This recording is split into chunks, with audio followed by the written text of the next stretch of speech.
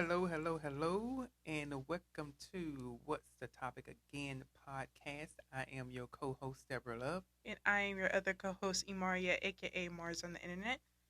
and today we're going to be discussing. Just people that made history, in my opinion, in their own field or forthright, got recognition for it as black people, ethnic Blacks. people. So we're just gonna talk about a couple of those for this podcast episode, and it's not because we're running out of ideas or anything like that. We just want to give recognition as many people as we can, especially for this month, because we really, really, really always wanted to do this in the first place. I would say give all honor, praise, one there at the time to give them their flowers, but we still going to continue breathing life into what they've done Mm-hmm. for Black American history. Mm-hmm. I Yeah, agree. I agree. And just in general, hopefully by the time we are recording this and the following week, anyway, we'll have like our a podcast. special guest. Yeah, our special guest. I know we said this week is gonna happen, but no, no, no. But we'll see about it. We'll see. Like I Yeah. said, we're gonna let you know specifically in our community tab and also our in a blog post as well when that's gonna Right. be uploaded. So we're gonna get started and go to our first person. Alrighty, Mama, start the talking because everybody loves your voice. At least you should have said, "Oh, and we'll take a break and come back and get started on blah blah blah." But you didn't. You No, just went to our first person. And if you listened to the podcast last week, you know that I was really geeked up. leaning towards a certain individual, so I wanted to make sure that I recognize him, give him his flowers, give him some, at least a little bit more recognition as far as what he's done for us. So the first person that we are going to talk about is Thurgood Marshall.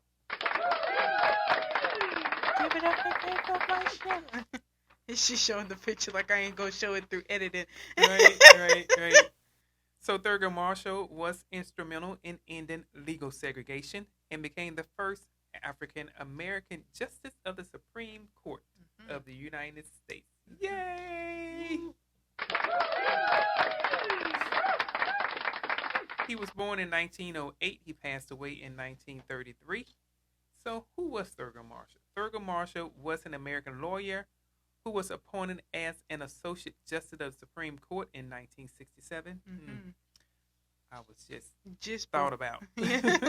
He was the first African American to hold the position and served for 24 years until 1991. Marshall studied law at Howard University. So we just talked about Howard University last week. Was one of the top 25 HBCUs in 2024. Yes.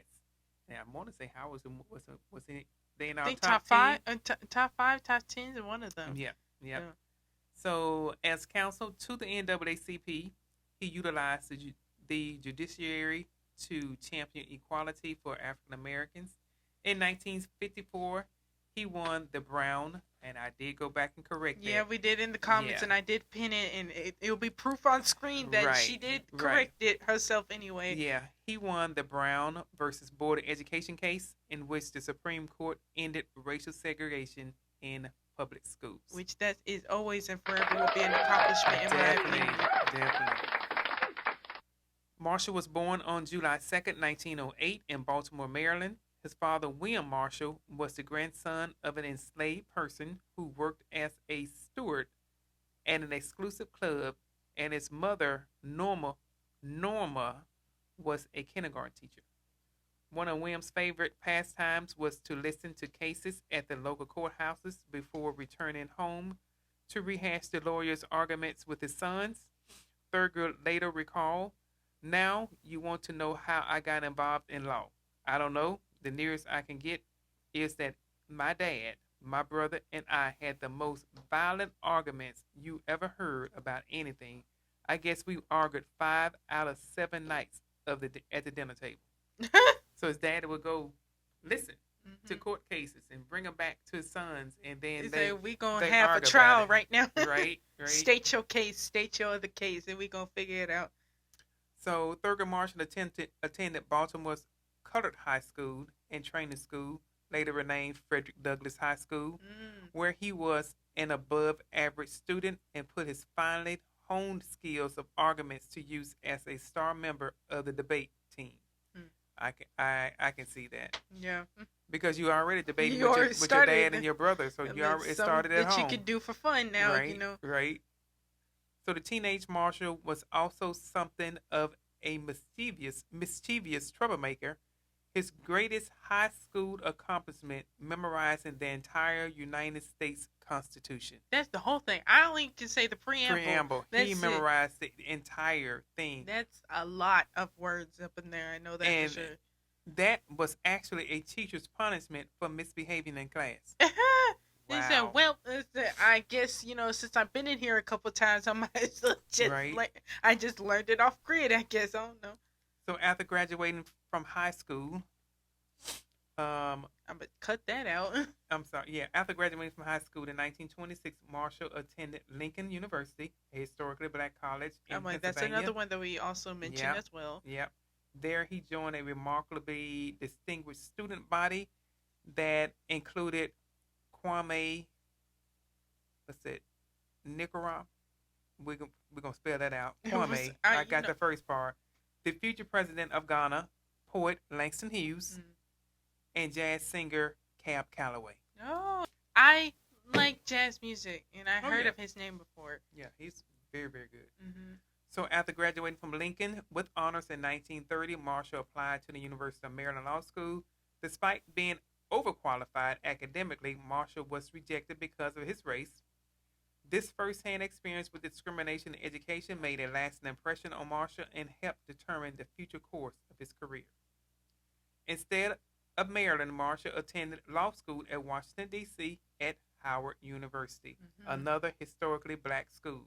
The dean of Howard Law School at the time was the pioneer civil rights lawyer Charles Houston.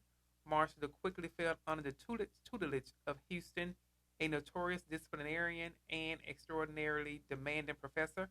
Marshall recalled of Houston, he would not be satisfied until he went to a dance on the campus and found all of his students sitting around the wall reading law books instead of partying.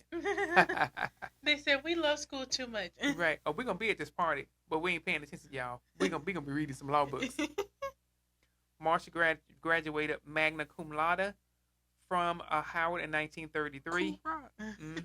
He briefly attempted to establish his own practice in Baltimore, but without experience, he failed to land any significant cases. And I'm sure that was just the early part of his life, though. I'm sure that has something to do with his blackness. Of course. A little bit, and probably just, you know, some cases probably were tough back then. Not like it's art nowadays, but still. He had some tough cases. Yeah, I'm about to say, but my thing is somebody has to have some faith in him to do them tough cases. Right. Well, first they got to hear about you winning some tough cases. Right. In order for them to put their, I guess you say, their trust. Yeah, the trusting you. That you're going to defend them or them well, or because he was a defense attorney, or he's just an attorney. Period. He was an attorney. Okay. So here come some of his court cases. All right.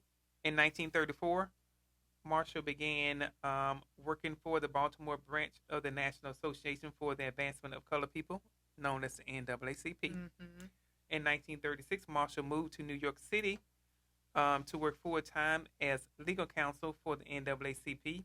Over several decades, Marshall argued and won a variety of cases to strike down many forms of legalized racism, helping to inspire the American civil rights movement.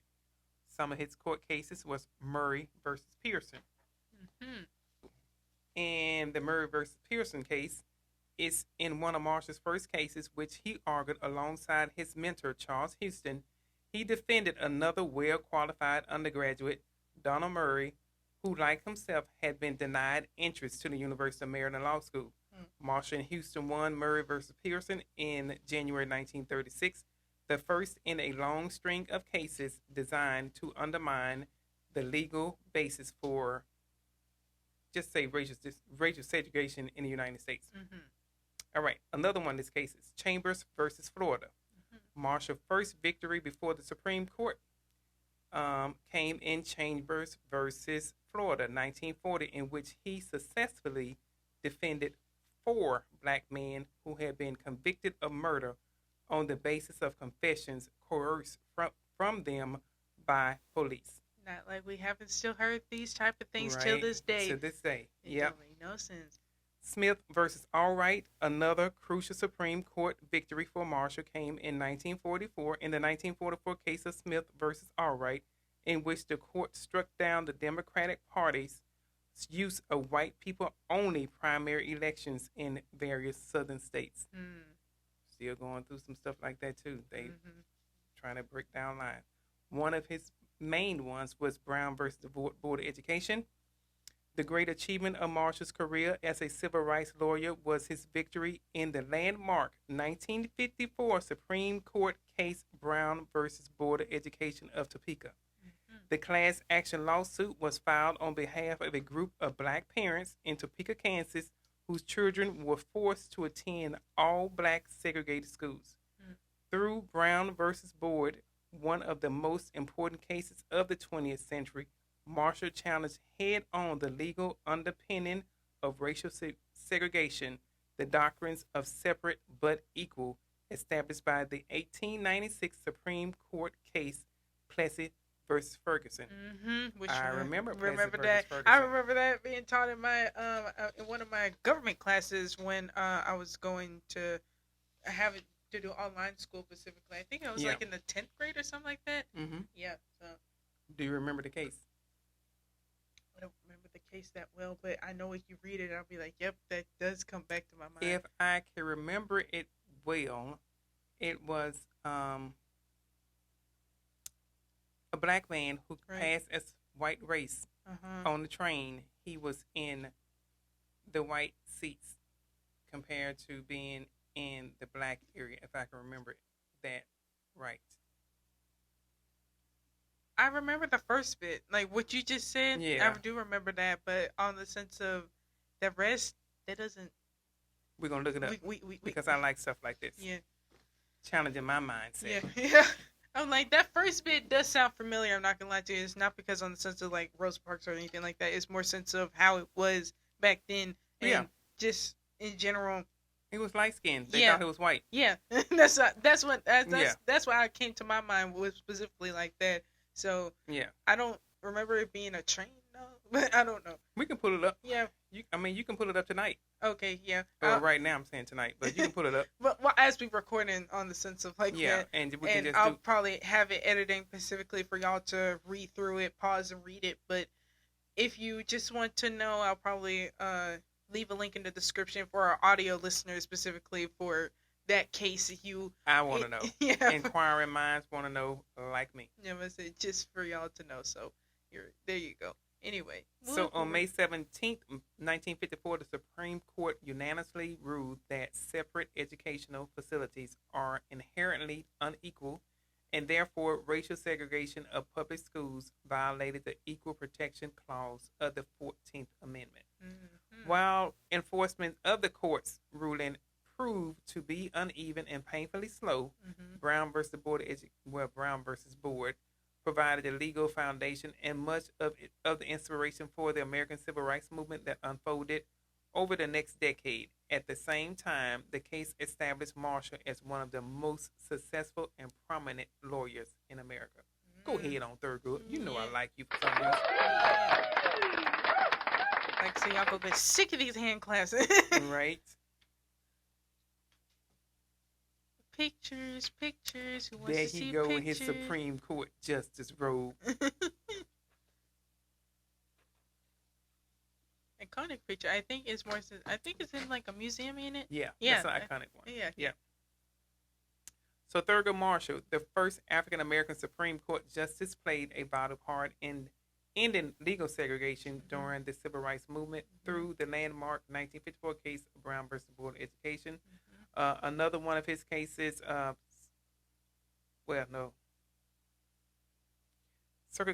Circuit Court Judge and Solicitor General. This is some political positions that he held, and this was during a part of some presidential administrations. Oh, okay. So in 1961, newly elected President John F. Kennedy appointed Marshall as a judge for the United States Second Circuit Court of Appeals, serving as a circuit court judge over the next 4 years. Marshall issued more than 100 decisions, none of which was overturned by the Supreme Court. Oh. So what he said was bond. Yeah, that's how I was like, ooh. Right. And I'm sure with whatever he done and how he did it, he was make sure that it was done in the right way, where you wouldn't have a reason to go and take it to the Supreme Court to overturn it. He was thorough, in my opinion. Exactly. I think, I don't know if I read like the case from head to toe at one point, at least one of his cases that he'd done, or even on the sense of probably an old recording or something of a case that happened. Mm-hmm. That man was thorough. You have rarities when certain like defense or even what's the other type of attorneys again? Prosecutors. Just some of them are thorough. Everything like, and they do it on the sense of like building up almost like a storyteller type of way to build up like what really happened more sense, and why are we here collectively trying to say who did or didn't do it, you know what I mean? And then you have to have those laws that's going to back up what you're saying. Right. So, definitely that. I love court cases. You can't tell. In 1965, Kennedy's successor, Lyndon B. Johnson, appointed Marshall to serve as the first black U.S. Solicitor General, the attorney designated to argue on behalf of the federal government before the Supreme Court. Wow. So during his 2 years as Solicitor General, Marshall won 14 of the 19 cases that he argued before the Supreme Court. Well, can't mess with that. Yeah. Booyah. Yeah, like that's a weapon right there. Right? Ain't no person. That's a weapon. Like, here you go. Here he is. Everybody's shaking in their boots like, oh Lord. Yeah. Oh, who am I going up against? Thurgood Marshall. Oh my! But just think, out of 19 cases, 14 of them he won. Yeah, that's a high number. That's a high percentage. Yeah, that is a high percentage. Yeah. In 1967, President Johnson nominated Marshall to serve on the bench before which he had successfully argued so many times before the United States Supreme Court. So on October 2nd, 1967, Marshall was sworn in as the Supreme Court Justice, becoming the first African American to serve on the nation's highest court.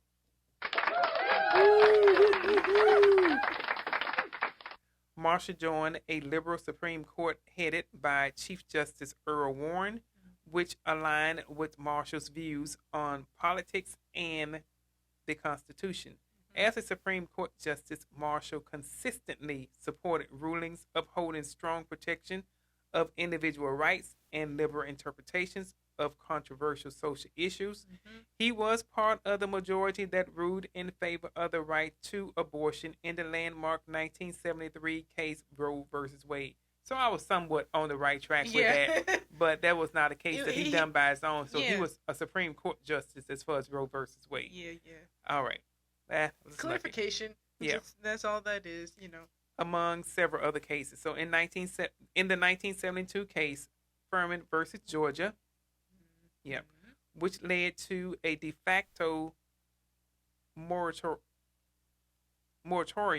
I had to think about that. Moratorium on the death penalty. Marshall articulated his opinion that the death penalty was unconstitutional in all circumstances. Yeah. Marshall's 24-year tenure on the court, Republican president appointed 8 consecutive justices, and Marshall gradually became an isolated liberal member of an increasingly conservative court.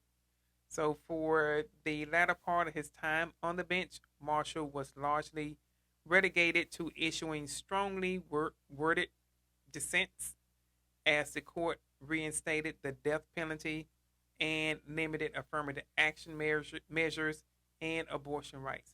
Marshall retired from the Supreme Court in 1991, and Justice Clarence Thomas replaced him. Another black justice replaced him. Okay. Personal life and wife. So Marshall married Vivian Buster Bury in 1929, and the couple remained married until her death in 1955. Shortly thereafter, Marshall married Cecilia Sawyer, his secretary at the NAACP. The couple had two sons together, Thurgood Jr. and John Marshall. Marshall died on January 24th, 1993, at the tender young age of 84. Get a little good life.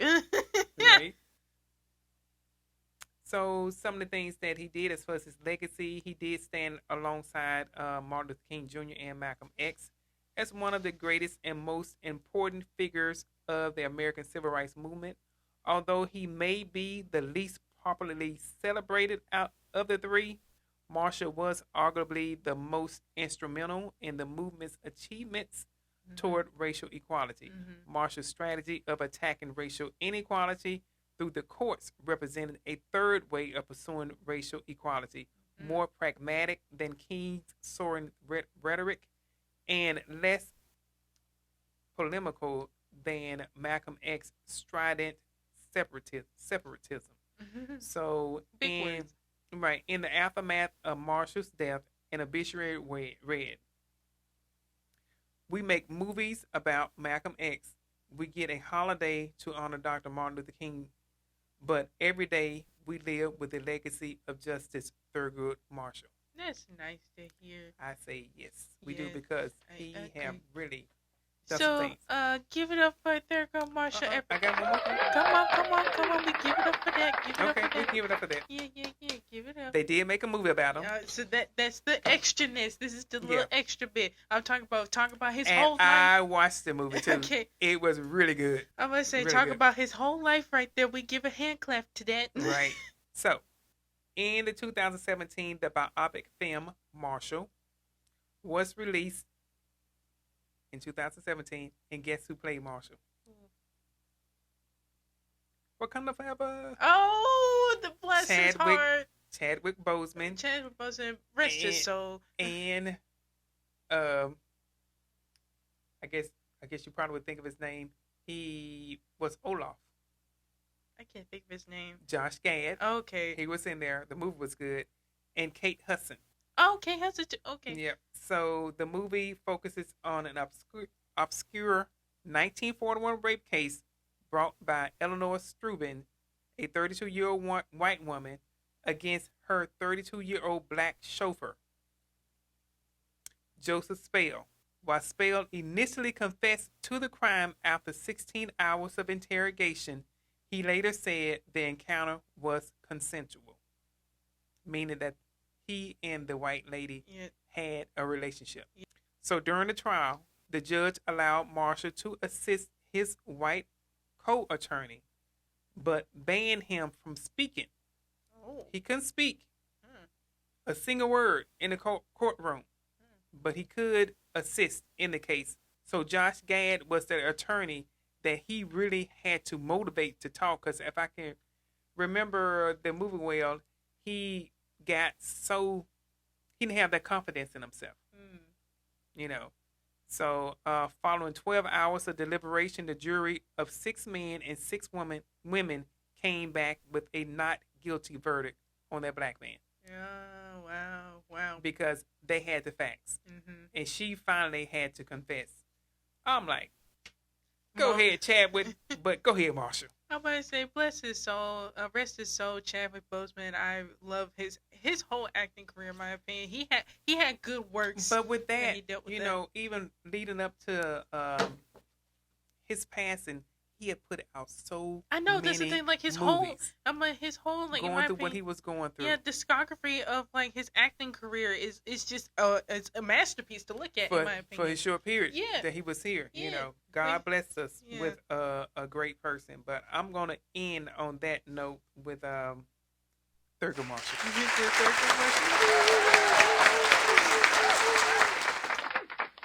Alrighty. Do you want to take a break and take a sippy of water first before you talk about the next person?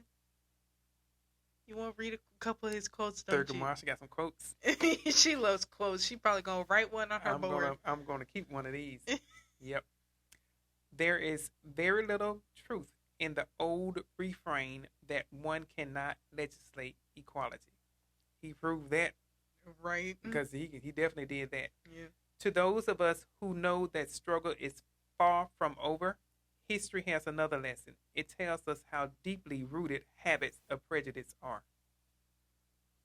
That's deep. Mhm. That's true. What's wrong with me?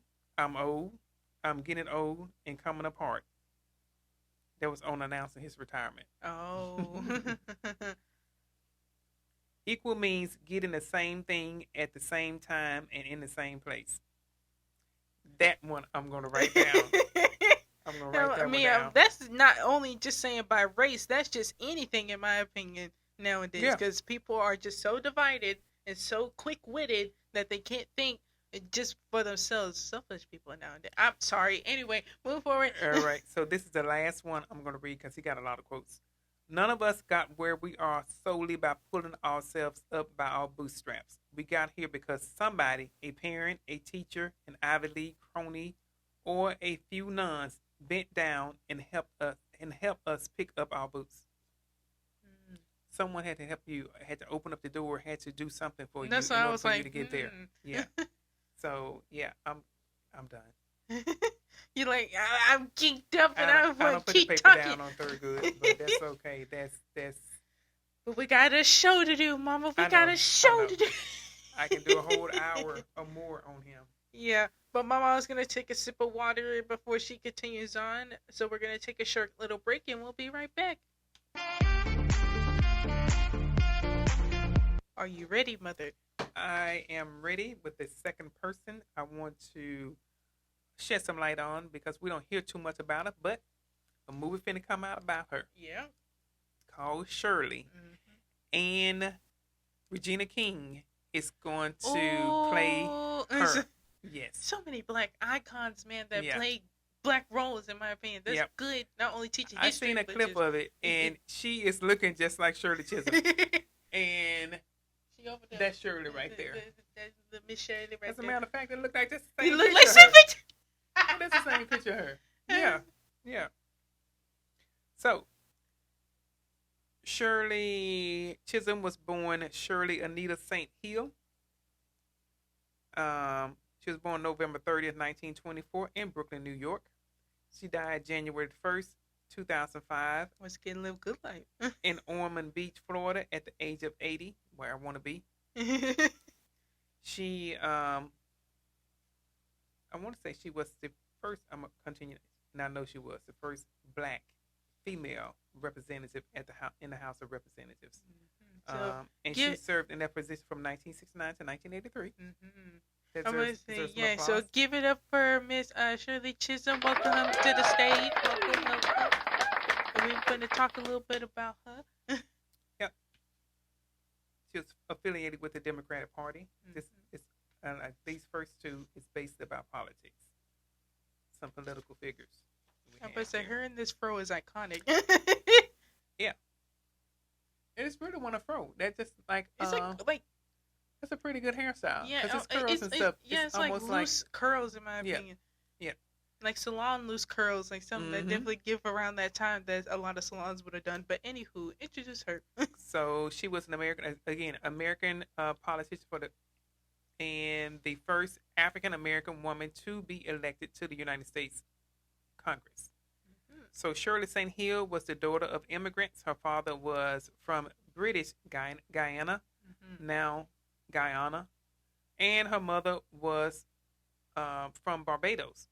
She grew up in Barbados in her native Brooklyn, New York, and graduated from Brooklyn College in 1946. Graduated from Brooklyn College. Rihanna from Barbados. Yeah, Rihanna from Barbados. Barbados. She grew up in Barbados, and I guess her and her family at some point moved to Brooklyn, New York. Mm-hmm. Okay, while teaching nursery school and serving as director of the Friends State Nursery in Brooklyn, she studied elementary education at Columbia University. She got a master's degree in 1951 and married Conrad Q. Chisholm in 1949. Mm-hmm. They divorced in 1977. Mm-hmm. An education consultant for New York City's daycare division, she was also active with community and political groups, including the National Association for Advancement of Colored People, of course, the NAACP, and her District Unity Democratic Club. In 1964 to 1968, she represented her Brooklyn district in the New York State Legislature. Oh. Go ahead, Shirley. All right. Make yourself used to. I'm going to represent where I came from. Right. In 1968, Chisholm was elected to the United States House of Representatives, defeating the civil rights leader, James Farmer. In Congress, she quickly became known as a strong liberal who opposed weapons development and the war in Vietnam and favored full employment proposals. As a candidate for the Democratic nomination for United States President in 1972. So, a black female, Shirley Chisholm, ran for president in 1972. Always felt that, in my opinion, put that in the book. Exactly. So she did win 152 delegates before withdrawing from the race. So, she has some support. Picture. Oh. As Shirley Chisholm right there. Here's a picture of her here. And Chisholm, a founder of the National Women's Political Caucus, supported the Equal Rights Amendment. And she had an autobiography. Autobiography. Yeah. Unbought and Unbossed. That was in 1970, and The Good Fight in 1973. I wonder if those two books still exist. Go there. They do. Because I kind of want to buy and read them. So I say let's give it up for the first two people we just gave some recognition to. And that is Thurgood Marshall and Shirley Chisholm. Woo! Yep. Always excited to read about those two people for sure. But we only halfway done. You thought we just go be doing two? Nope. We got 3 more people that we're going to be talking about. So I'm very excited about this, especially about one of them because... You want to do him? Nah, well, I'll let you read this in my opinion because I like your reading voice better than mine. But specifically, have a fond memory about this specific individual, and we'll talk about that afterwards by taking a short little break, and we'll be right back. I swear my mom gets so crunk when it comes to this little 5-second beat. If it's 5 seconds. I know. But anywho, the person that we're going to be talking about is Alvin Ailey. Junior. Yeah, Alvin He's Ailey a junior. Jr. And he was born in January 5th, 1931. And he died basically December 1st, 1989. Yeah. So, and you want to tell about the story behind this before we tell about our memory with this individual, in my opinion? She was at a dance school in Louisiana, and we had the opportunity to go see Alvin Ailey dancers in Dallas, Texas. It was amazing. I couldn't see that well as at that age. Anyway. When we were up, yeah, we were up pretty high. I did like the position of where we yeah, were. Yeah, kind of I'm not in the lying balcony about that. I just seats. had to really squint just to really enjoy my time. I really didn't know her eyes was as bad as it was at that time until I taken her to the eye doctor. Yeah. So specifically, I do remember like seeing the dances. I remember the orchestra as well being there. See, I remember a few things, but specifically seeing a lot of me up there. You know what I mean? Right. Exactly. It just seeing representation. Well, they were doing a lot of dances in one. You know, with them, all of their dance routines have a theme. Yeah, that's what I'm saying. I'm like, and I know one of the biggest ones is called the Revelation. Yeah. And then they just, it's just like whatever it's about. They can say, okay, this is about I think freedom. I think they were doing like around the world stuff because I think they did like all different styles of dance in like that whole showing. Because I remember African dance, I remember like traditional like Chinese dancing as well that they did. I could have sworn anyway, but no, that's why you couldn't see. No, when no Chinese dance on. Still though, I think it was just cultural dancing that was happening up there. More or less the colorful outfits that they had on at that time. Maybe. I know it's all red. I ain't crazy about that. Right. But anyway, it was good. It And was plus, really, really good. my mom You were bought. young though. Yeah, I was really young. I was like 7 years old. Yeah, so you really, really didn't understand Alvin Ailey and How big it was until yeah, like later on in my life, of right, course. his contribution that your older girls did because they was asking the dancers questions Yeah, afterwards. They they did allow got the opportunity to to school. talk to Yeah, them, yeah. and that I know that was probably like a really life changing thing. It was inspiring Yeah. for them. Yeah, it was But really good. we bought merch. We did. And I bought Alvinated you t-shirts. can still wear that I shirt. It's have- a storage. Yeah, I can't have wear my the- jacket no more, but I still have it because it's Right. a token. That's memorable to me. Yeah, Even though I cut thumb holes in it because I was just a destructive child. I still have that jacket. I still have that jacket, and I'm not gonna throw that away. I will vacuum I think I seal still it. have the bag. Yeah. That they they I put the mean, items in. But you probably think to yourself, for the people that probably do not know who Alvin Ailey Jr. is, who is this man? Why are y'all praising him so high? Well, mother, let's read about him, okay? Okay. So Alvin Ailey Jr. was born in Rogers, Texas, the only child of working class parents who separated when he was 2. He was a dancer and choreographer. Alvin Ailey moved to Los Angeles with his mother in 1942.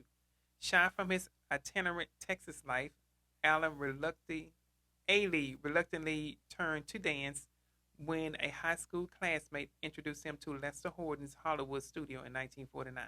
He poured himself into study and developed a weighty, smoldering performance style that suited his athletic body.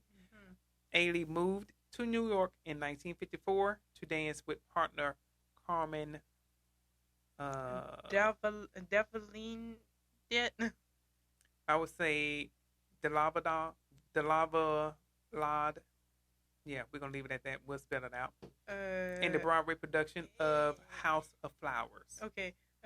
Performing success and studying with leading modern dance and ballet teachers Martha Graham, Doris Humphrey, Charles Whiteman, and Carol Shook led Ailey to found his own dance theater company in 1958, the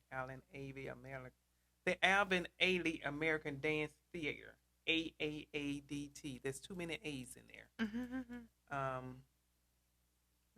You went back. Okay, began as a repertoire company of 7 dancers devoted to both modern dance classics and new works created by Ailey and other young artists.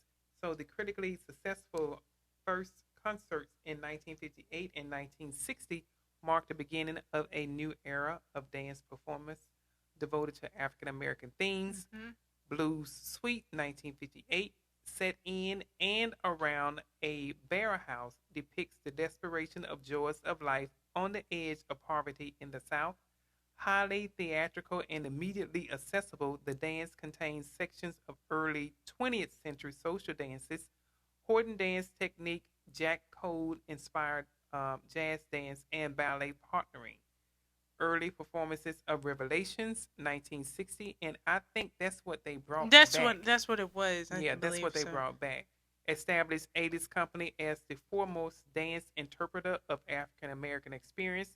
The dance quickly became the company's signature ballet, eclipsing previous concert attempts at dancing to sacred black music, set to a series of spirituals and gospel selections arranged by Brother John Sellers. Revelations depicts a spectrum of black religious worship, including richly sculpted group prayer, I've been buked, as far as rebuked, a ceremony of ritual baptism, wade in the water. Yeah, I remember that one. A moment of introverted private communion, I want to be ready.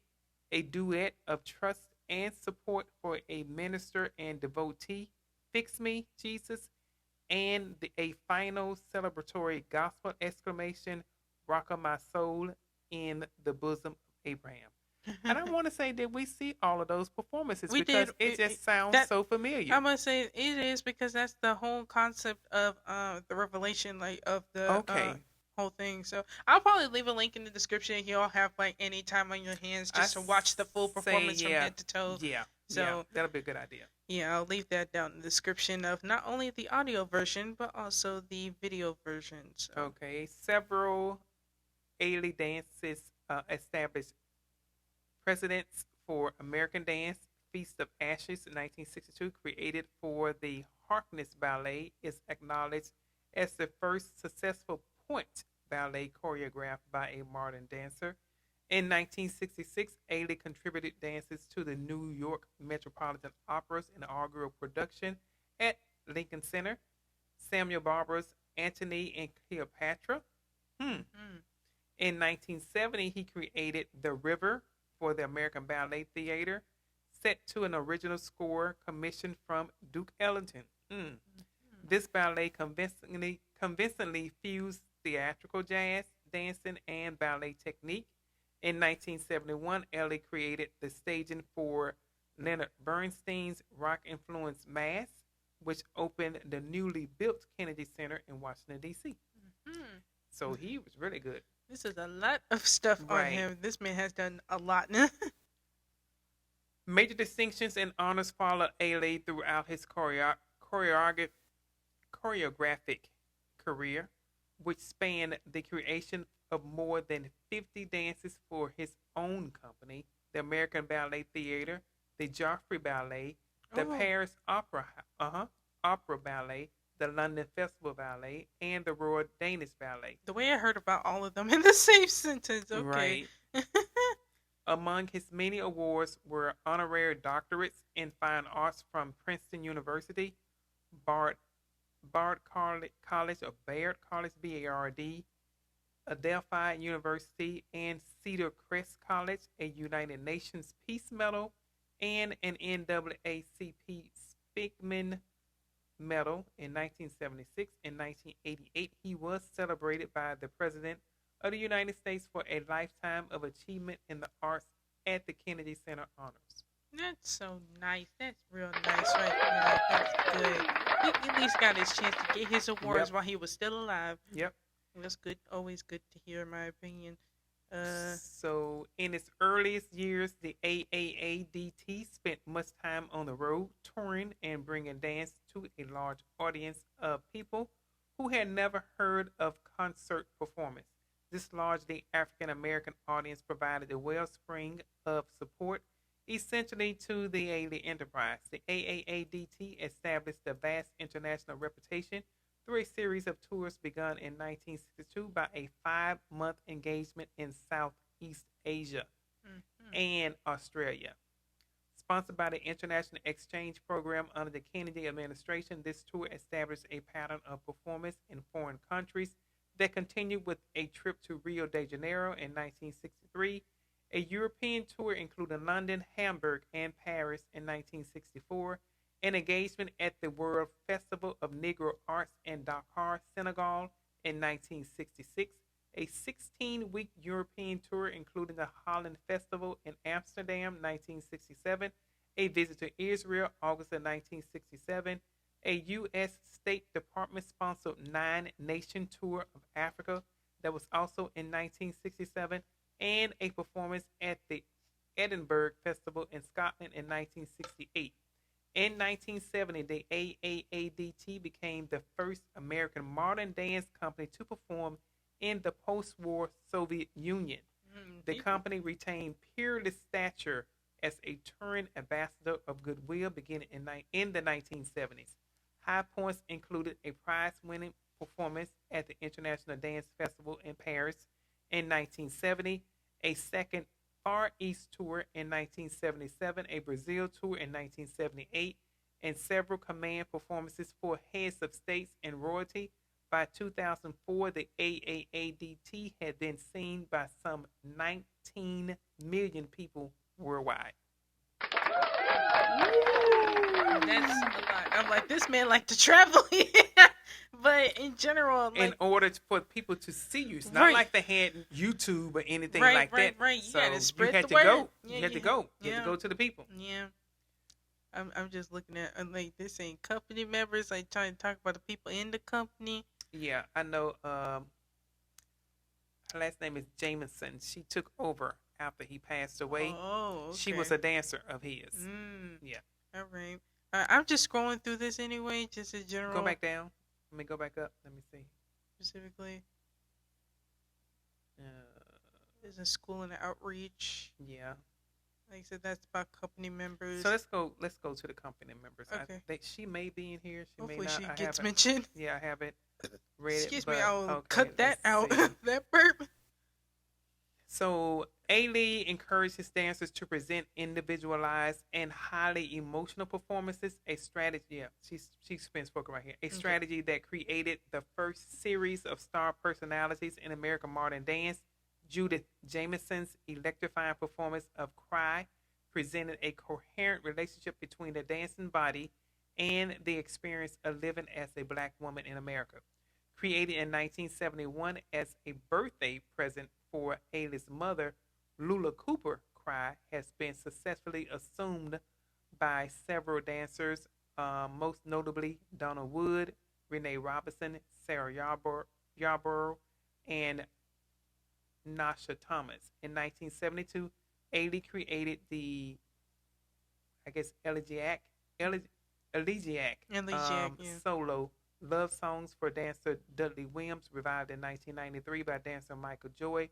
Dancer Gary DeLoach, I heard of a Michael Joy before. longtime principal with the company, brought an eloquent intensity to his roles, especially as the pusher in Tally Beatty's The Stack Up, 1983, and as Charlie Parker in Ailey's For Bird with Love, 1984.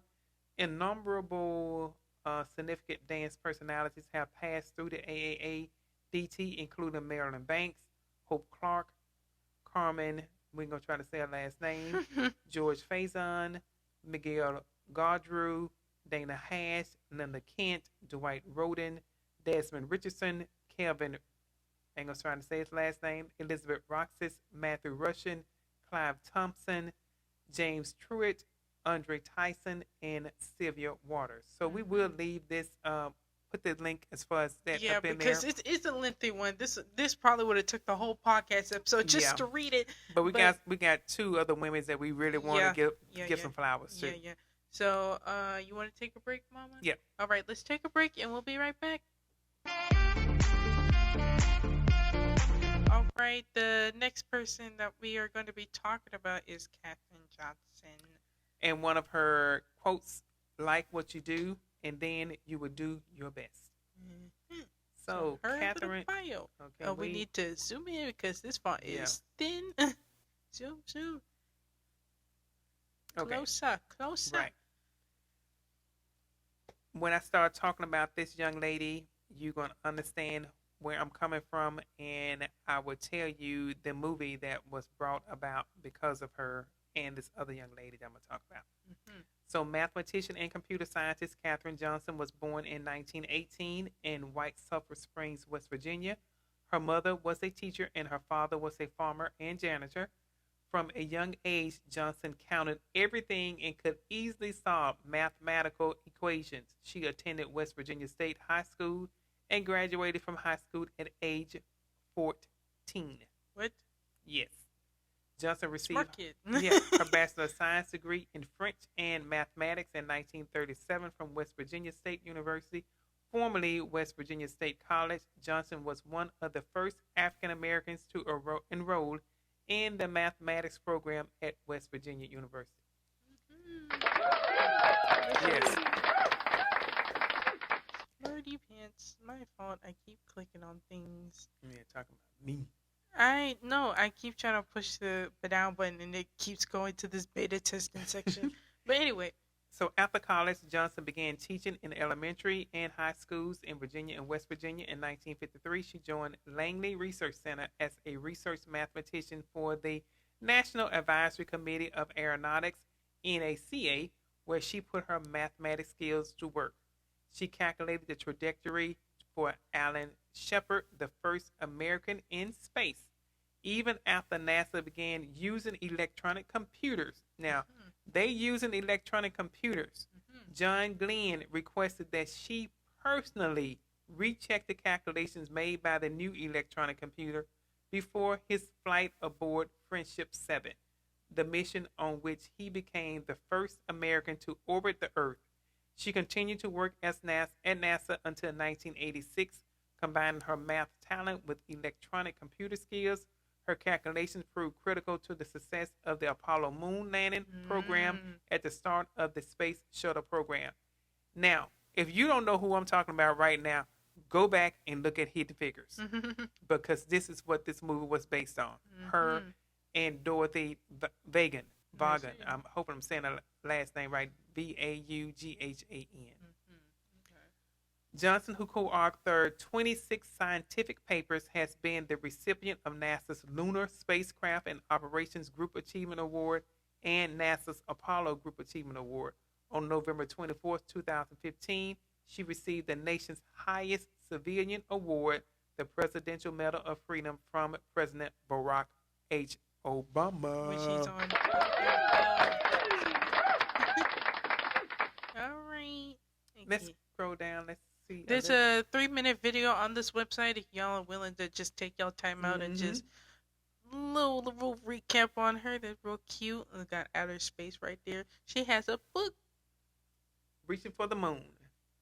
And it's on Amazon. It's about her young upbringing, about her like in math. I'm just skimming through it while talking, and specifically, she skipped several. They ain't say she skipped a grade. They say she skipped several grades and was soon studying complex equations with the support of a professor who saw great promise in her.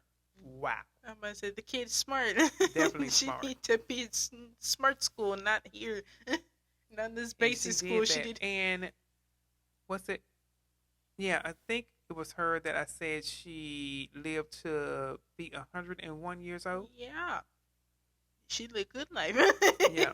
As I will put it, she lived good life. I always say that in my opinion, because when you hit past like age 80 and like just live beyond after that, either with or without health issues, or you died in a bad way, whatever, in my opinion, somebody could write a catalog about you, a whole collection book about you alone. You done lived over half a century. And you achieved so much and done so much. You could talk about stuff from head to toe about your experience. You've seen so much. You've seen so much. In my opinion, when I want to live like that, in my opinion, someone has to write about my life and take time for each section to do that. And in my opinion, that's like the background of living a good life. So this is about that woman, and we're gonna talk about the next person. Yeah, Dorothy. Let's give Dorothy her flowers. All right, this is Miss Dorothy. How you say her last name? I want to say Vaughan. Yeah, it's because they put an H and an A in there. Well, if you think of Van Gogh, I mean, that's like almost a similar enunciation. Just replace like the O. I'm gonna say Vaughan. I think it's Vaughan as well. So she was born on September 20th, 1910, and she died November 10th, 2008. And what I say, sorry, she was. I just need to see. All right. Yeah. She lived to a young old age of 98. That is good life right there. They was doing her and Catherine was doing some good things to live that long. So she's also an American mathematician and computer programmer who made important contributions to the early years of the United States space program. Trust me, know her. She's a part of Hidden Figures as well. Did I scroll too far? Okay. And who was the first African American manager at the National Advisory Committee for Aeronautics, which later became part of the National Aeronautics and Space Administration, NASA. Okay. So in 1917, Johnson's family moved from Missouri to West Virginia. She later earned a degree in mathematics in 1929 from Wilberforce University. We did say something about Wilberforce. Something about that. We did. Near Xenia, Ohio. She worked as a math teacher in Virginia and married Howard S. Vaughan. That's cute. In December 1943. Whoa, you scrolled up too much. No, it jumped. I'm like, whoa. I think it was because of the ad. This is it. She started working for NACA's West Area Computing Unit, a group of African-American female mathematicians who were considered human computers performing complex computations and analyzing data for Aerosmith engineers. The West computers, as the women were known, provided data that were later essential to the success of the early U.S. space program. At the time, NACA was segregated. Look at the movie Hidden Figures. Okay. I'm just telling you. She's like, I recommend you watch these history movies Right. about us, okay? And black employees were forced to use separate bathrooms and dining facilities. Of course. Despite their conditions, Vaughan was promoted to lead the West Computers in 1949. She became NACA's first black supervisor and one of its few female supervisors. In my opinion, that's an accomplishment. To always become a part of something like that. Definitely. Of Definitely. course. Anyway, let's keep it pushing. So, it keeps jumping because it's ads. I'm like, stop it. Vaughan served as head of the West Computers until 1958 when NCA was incorporated into the newly created NASA. NACA was incorporated into the newly created NASA, which closed the segregated facilities. Vaughan and many other West Computers then joined the NASA Analysis and Computation Division, a group made up of men and women of all races. By then, the space program had begun using electronic computers, and Vaughan became an expert at Fortran, a computer programming language used for scientific and algebraic applications. She retired from NASA in 1971. Fortran. I had an opportunity to just really get into some of the things, but I just did DOS or maybe writing some programming. When you get into Fortran, that is something just really way beyond my caliber of knowledge. But I'm just saying. I just pulled a Fortran on this thing and I'm reading through it. I'm like, okay, so look at it. Fortran is a computer programming language created in 1957 by John Backus that shortened the process of programming and made computer programming more accessible. The creation of Fortran, which debuted in 1957, marked a significant stage in the development of computer programming languages. Previous programming was written in machine, first generation language, or assembly, second generation language, which required the programmer to write instructions in binary or hexadecimal arithmetic. Frustration with the arduous nature of the programming led Backus to search for a simpler, more accessible way to communicate with computers. So they had to do code it by hand. Is that what you're telling me? Yeah, I mean, you had like to write it down and you try to figure and then put it it in the computer, and then you had to mathematically figure out how you're gonna make the computer function the way you want to with doing that. But by making this anyway for a more modern, simpler version, you ain't looking at computers like that. You're looking at the big computers like with the big buttons and the beep beep beep and all this other stuff going on, and you got to go read that too. That coding that comes with that. Watch Hidden Figures, because you would see the big computers that she had to go in and see, and then with her, she trained her team, her black, as she called her girls. She trained them. She showed them everything they was showing her, and she figured it out. She taught it to her girls. All right. Because she was like, she wasn't leaving her girls behind like that. You know, when they shut that down, they had somewhere else to go because they had the knowledge with them. They can do things other people could not do. All right, let's get back to her. Oh, here we go. In 2016, a book by Margot Lee Shetterly, Hidden Figures, The American Dream, and the Untold Story of the Black Women Mathematicians Who Helped Win the Space Race, drew attention to the contribution of Vaughan and other West computers, including Katherine Johnson and Mary Jackson. The book was made into an acclaimed film in which Vaughan was played by Octavia Spencer. Taraji is in there too. Yeah. That's Katherine Johnson that we just keep. And that's her right there too. That's the old picture right there. Once again, she still look good. Yeah. Tell her she lived to be 101 years old. That's good life. Right there. That's good life. Look, 101. Look 101. at that. Anyway. That's it. Alrighty. That is it. Because like I said, these websites are lengthy, and we talked about 5 people in one podcast episode that contributed a lot, and even associated with a movie about them. This episode maybe what, about 45, 50 minutes long? I'll say like 55-ish to like an hour. We'll see about it for editing purposes, but right.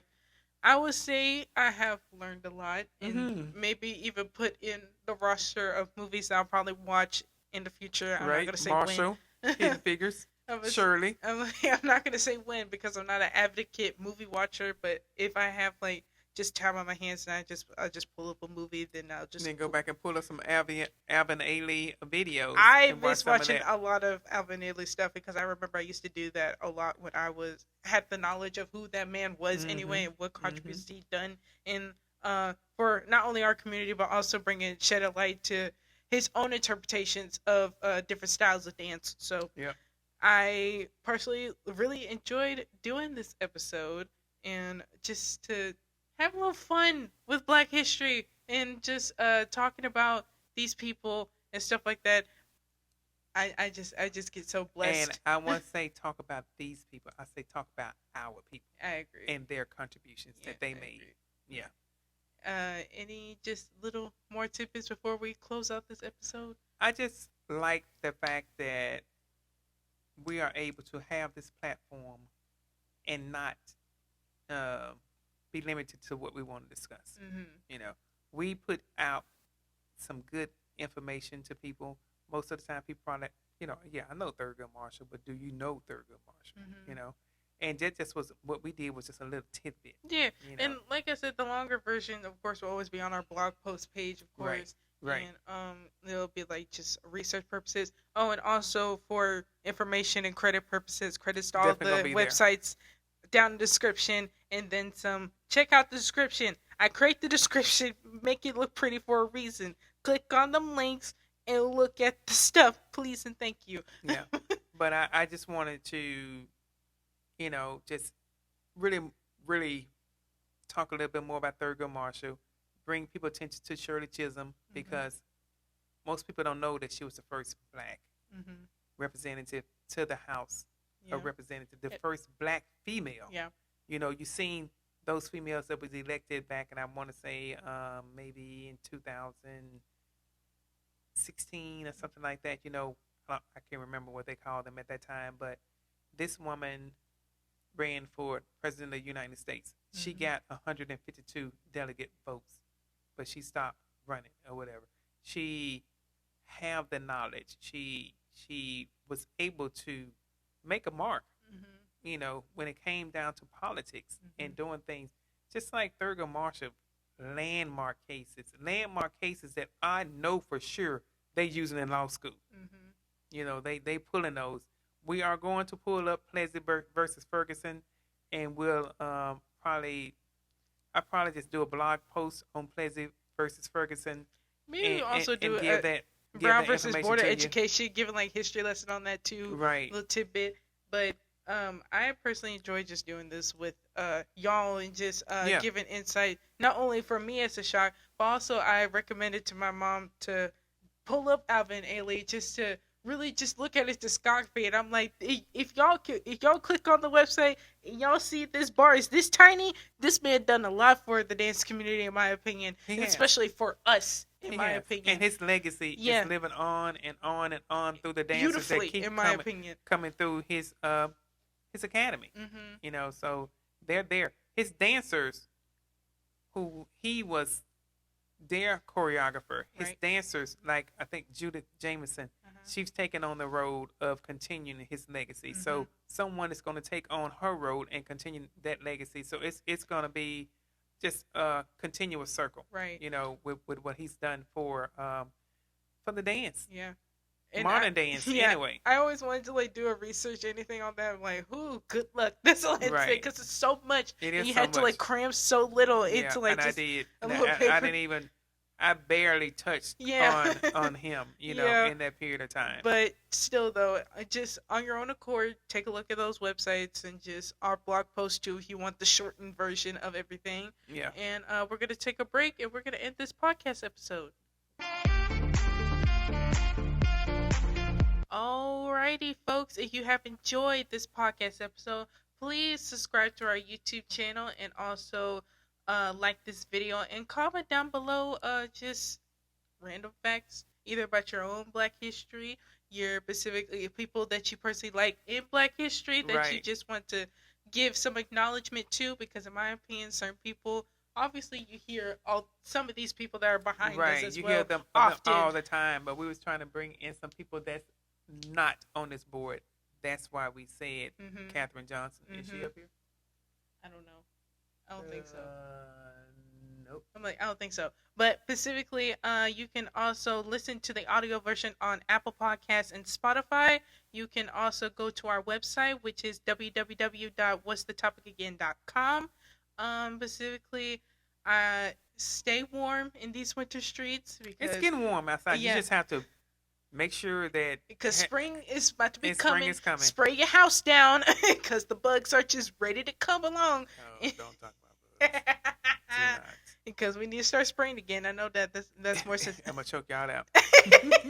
Hey, at least the Ray changed the scent of their stuff, so that's a good thing. Still kill though. Yeah. Specifically, any final notes, Mama? Well, I just want to continue Black History beyond the Black History Month. Yeah. So we say we'll still be making those contributions and recognizing people. You know, even when Black History Month is over with, give them like 10, 15 minutes of our time and just continue to recognize them in every podcast. Yeah, That's what I agree. And stay tuned specifically because the person that we're talking about, we just trying to find the right day and right time to record. And trust me, I feel like they're going to give us really good insight on our history for sure.